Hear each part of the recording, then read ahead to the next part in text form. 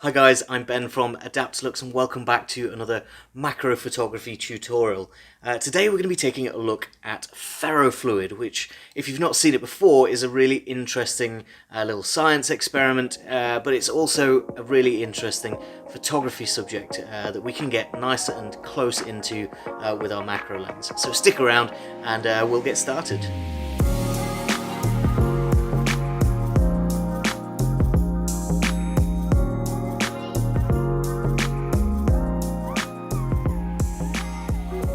Ferrofluid then. It's a really interesting little science experiment that people like to try out because of its interesting properties. For those of you that don't know, ferrofluid is a magnetic liquid. It was invented by NASA in order to move fuel around inside rockets in zero-G. It was a pretty ingenious solution if you ask me, but it's something that you guys can get hold of really easily. You can just buy it on the internet, get a magnet and start playing around. I've got a couple of little vials here, and I've got a pretty badass magnet here. This is a neodymium magnet with about 45 kilo pull weight. So if I were to magnetize this to some metal, it would take 45 kilos worth of strength to pull it off again. So it's a really strong magnet. If you go out and get one of these, there'll be lots of warning signs on the packaging, but don't go playing with really strong magnets if you don't know what you're doing. So I'm going to pop some of my ferrofluid down into a little tray and get started taking a look through the camera at what we can do with this really interesting little subject. I'm going to be shooting both freehand and with the camera on a tripod.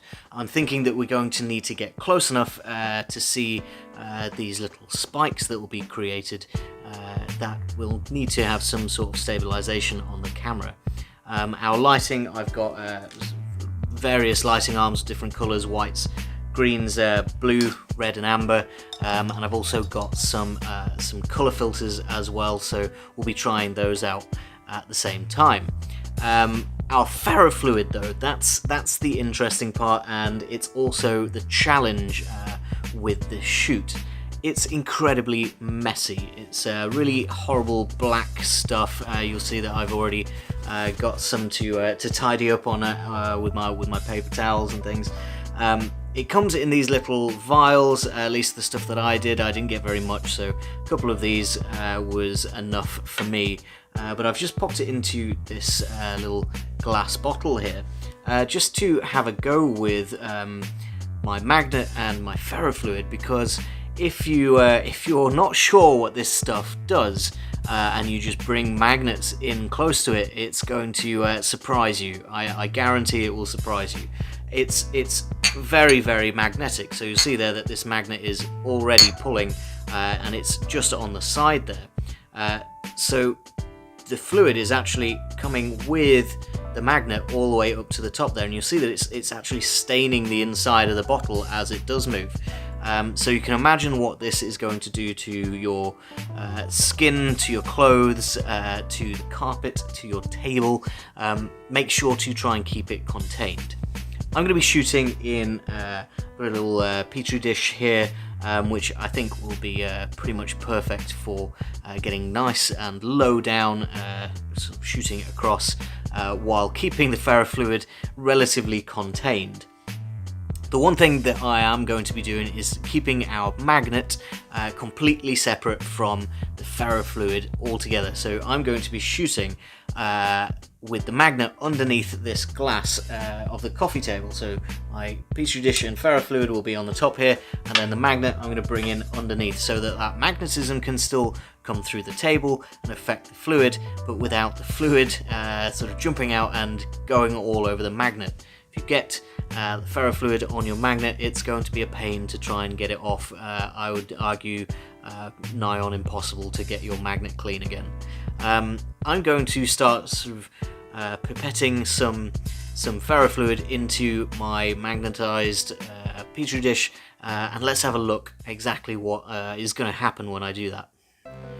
My magnet is down underneath the table now. I've got a few books stacked up to keep that magnet at a decent distance away from the glass underneath it, just so that we can put a few initial drops of the ferrofluid into our petri dish, which is what I'm going to do now. This camera is rolling, so we should be able to see pretty easily what these first few drops are actually going to do.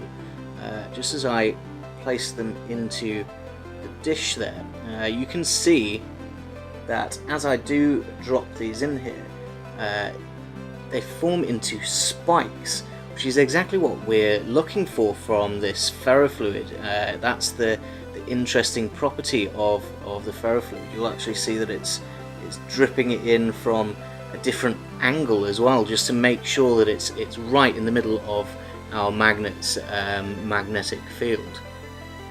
And that's only a few drops of this stuff. If I go ahead and add in the rest of it, we can get some even more interesting features going on in our petri dish. So I've now got a full petri dish. I've actually taken the magnet away from underneath. It's not sat on those books anymore, simply so that I can have a little bit more control over where that magnet is sat, because I have a feeling with this much ferrofluid it's actually going to want to magnetize to the bottom of our table. So I'm just going to bring this in underneath here, and we'll have a look at what this actually does to our ferrofluid as we bring it in underneath the table.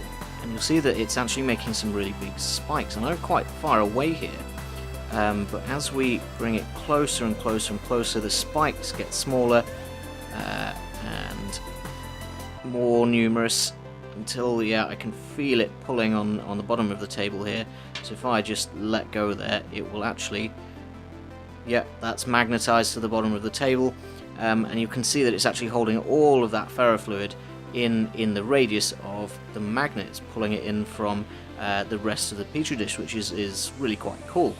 But as I move that magnet round, that ferrofluid will follow the magnet and stay in the rest of the petri dish. So this is quite interesting.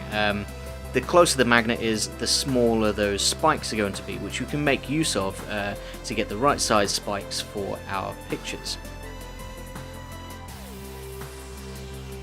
So I've got my my Adaptalux control pod here mounted on a mini stabilizer.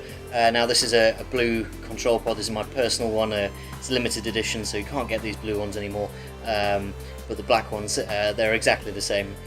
It's just that this one's blue. So I've also got a white lighting arm. Now before we plug this in or bring it anywhere near our ferrofluid, we're going to need to take off the beam angle adjuster on the front, because it's got a big magnet on it that holds the diffusers on. So I'm just going to unscrew that, because if you were to bring this too close to your ferrofluid and it magnetized to it, you're not going to have a good time. You're going to have ferrofluid all over the end of your lighting arm, so just be aware of that. As I plug this in, you'll be able to see what a massive difference that actually makes to our image. Bringing in the light from one side is really interesting. Bringing it in from the top can do different things as well, making a little spotlight in the middle. You'll actually see that the highlights on here are really quite bright, and we're going to have a lot of contrast between the super dark black material and the really light reflections on them. Something that you might want to do is keep that beam angle controller on there, and just be very, very careful that it's screwed all the way on so it doesn't drop off onto your ferrofluid, and also that it's far enough away that it's not going to magnetize to the fluid.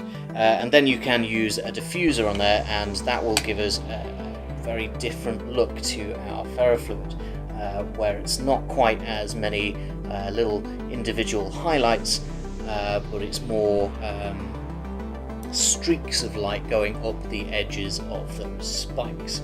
So if I were to grab our magnet and move this around, you can see that those spikes actually move with the magnet. So I can use the magnet to go exploring in my subject, which is really quite cool. You do need to make sure that you're not overflowing your petri dish as you're looking through the back of your camera. That would be very messy. but generally the ferrofluid is going to stay pretty close to your magnet because it's magnetized in there. The next thing I'm going to do is change this light just into a different port so I can bring it around this back side, and then I'm going to see about bringing it in maybe, yeah, let's do a red light and see what that looks like. And I'm bringing in this red LED in from this left hand side, and you'll see there that that's made some really nice little catch lights in the back of the ferrofluid, and as I move that around, those catch lights will actually move around with it as well, and that will stay in generally the same pattern.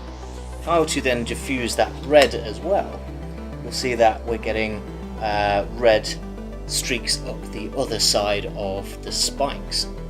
Moving our lighting around to a different angle will change where those highlights are actually sat.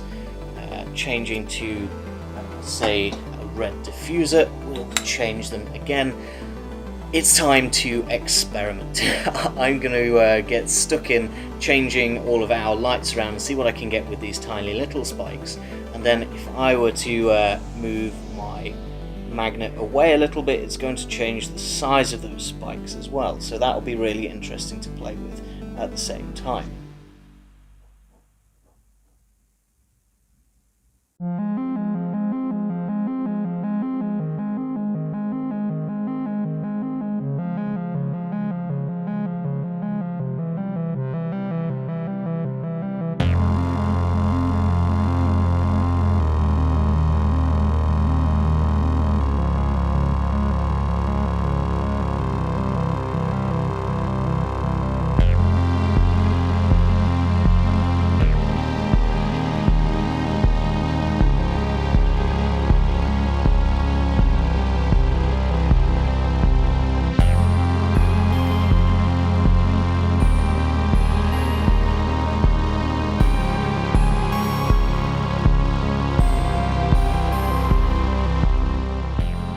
This ferrofluid is probably one of the most interesting subjects that I've ever shot.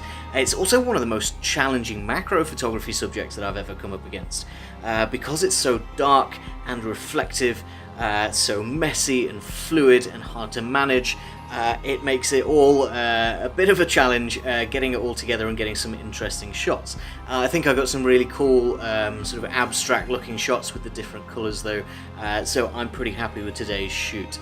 Let me know down in the comments what you think to the images today, and how I've set up this ferrofluid shot. I'm not a scientist, so there's probably a few things that I could have done better, but let me know down in the comments. If you like the video, give us a like whilst you're down there, and make sure to subscribe if you're enjoying these macro photography tutorials, inspiration and subject ideas that we're coming out with. There's a lot more to come in the future. Until then though guys, thank you very much for watching, and I'll see you next time.